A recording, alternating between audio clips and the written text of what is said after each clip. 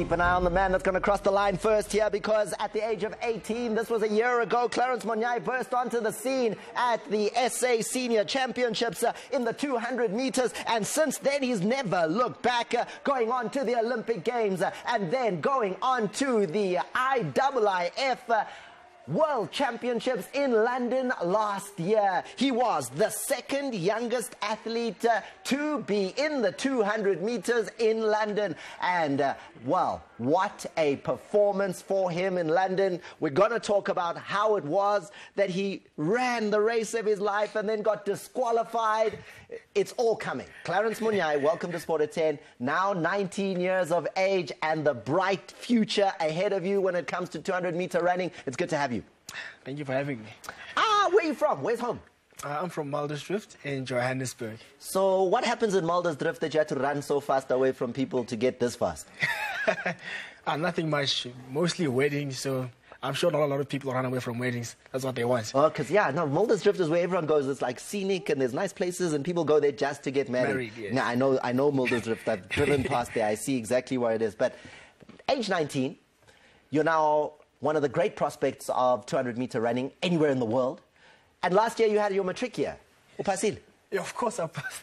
Of course I passed. How? How do you pass matric when you've got the under-20 African Championships, you've got the IIIF World Championships, and you've got matric to pass? Oh, well, people normally don't see behind the scenes, what happens behind the scenes. Normally they just look at the race and then they're like, this guy's an athlete, that's all he does. But in the meantime, I stay late nights, I sleep at about 1 a.m. because I'm doing homework, catching up on work, which I missed in the previous months when I was away. So it was really tough. So that's your life? That was basically my life. And don't they say athletes must sleep, and you're working hard at night, your body's not rested, then you're training in the day? Well, there's a saying which says, sleep is for the rich. So until we get there, there's no sleep for us. Thank you. That's why we don't sleep. You see the bags under our eyes here. We just don't sleep. But the under-20 African Championships, you go to Algeria, you smoke them, right? You kill the field. Oh, well, about that, no one knew that 3 days before that race, I ran the 300-meter world record. And I traveled by myself from Paris all the way to Algeria. And my flight got delayed. So I only had 1 day to recover before that 200-meter final. Because, everyone was talking about Wade, right? That 300 meters. So you go run a junior world record, right? And the 300 meters, we don't know. And then Wade goes and runs a magnificent time, and then no one remembers you. That was the problem. Don't do it the same weekend Wade van Niekerk does something. Timing, boy, timing. You see? Not true. There. But then you had a long flight coming from Paris, have to get to Algeria. You get there, flight delayed to Katele. You still managed to run the race of your life. Well, because going there, I knew no one really cares at the end of the day what time you have. They care about titles. Because they remember people who have titles. So I was like, in this race, I have to get the title. I didn't really care about the championship record. I cared about the title. And then I got lane 8 for the final, which, not too bad. It's a good lane. Really? It's right on the outside. Well, you run your own race because you can't see other people. Yeah, so the rabbit, everyone's chasing you. So everyone was chasing. So at the end of the race, I crossed the time with a time of 20.22, which was the championship record, which made it even more spectacular. So at that point, you are the African champion at under 20, 200 meters. We're excited. You're going to the IIIF World Championships in London. You're part of the team. You're the second youngest athlete out of 59 that are racing in the 200 meters. And your time going to London. You see, I've got your stats. Your time. You've run 20.10.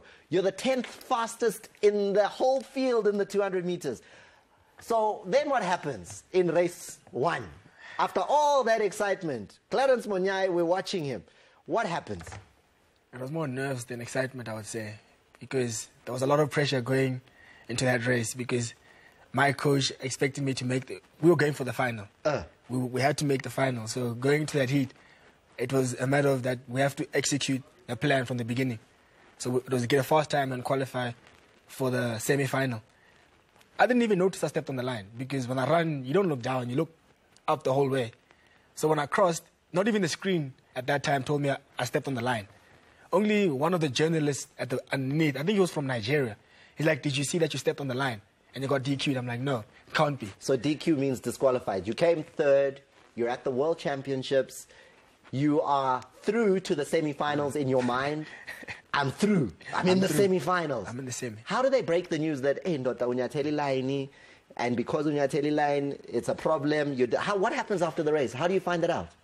Like, as I said, when I was walking the tunnel, the South African journalists, they all were happy saying, you made it. Well done. But when I got to the Nigerian journalist, he's like, did you see you got DQ'd? I'm like, nah, I would have saw the screen, the big screen on the field. Ish. He's like, no, you got DQ'd, you and the guy from Canada. So at first I was like, maybe he's joking, he's pulling a prank. But I'm like, no, man, it's not April. So as I go out of the tunnel, the team manager comes running. As I see him running towards me, I'm like, okay, that must be true because the team manager wouldn't just come. I heard the news that I stepped on the line. Heartbreak, eh? We tried appealing, then we saw the footage, and I actually did step in the opposite lane. Reason? You do this every day. Training every day. One of the rules is avoid the line. Nyatheli line. I really don't, because normally I run very close to the line, so that day it was just too close. But I mean, you're 19, right? Yeah. You're at the World Championships. The nerves were enormous. The country, the pressure, the cameras, biggest race of your life outside the Olympic Games.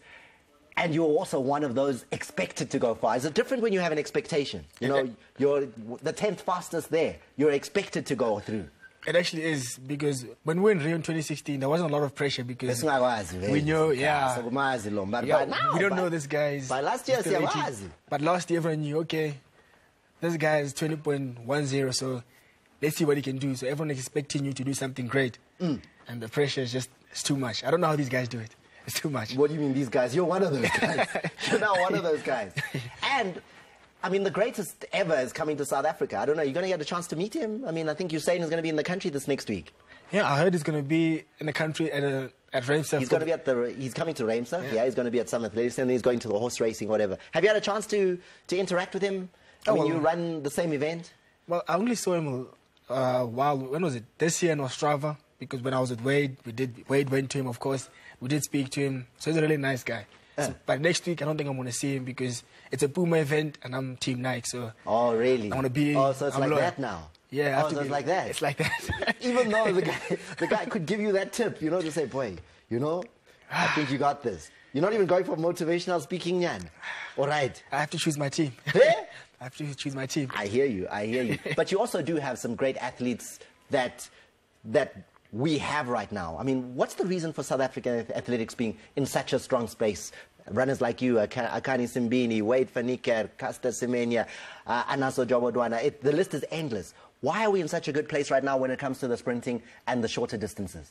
I would say I would give all the credit to Simon Mahakwe when he first ran the sub-10, because he just showed the world, South Africa, that actually anything is possible. Because before that, we all thought no one from South Africa would run a sub-10. But once he did it, I think everyone was like, okay, if he can do it, so can we. The question for you, though, the last one is, you've run 21-0. The best in the game are running under 20 seconds. When do you get under 20? This year. This is it? This is the year I go under sub-20. That's it? That's it. Guaranteed? It's a guarantee. We'll call you back, ne? Yes. When you do it, you're under 20, you're coming back to the studio to tell us how you did it. I'll make sure I come. Clarence Monyai, it's been a pleasure talking to you. All the best. You're 19. You've got such a bright future ahead of you. Olympic gold. I see it. I see it in your eyes. It's time now to cross to the Shampunino. Shampunizer. Hey, thank you very much, Andy Ngube. You're doing well there with Helman Mkelele. I'm here with David Tlale. Yeah, no. Leberka go brewery. Okay. No, Thomas, back to you from the studios of Liberty Live.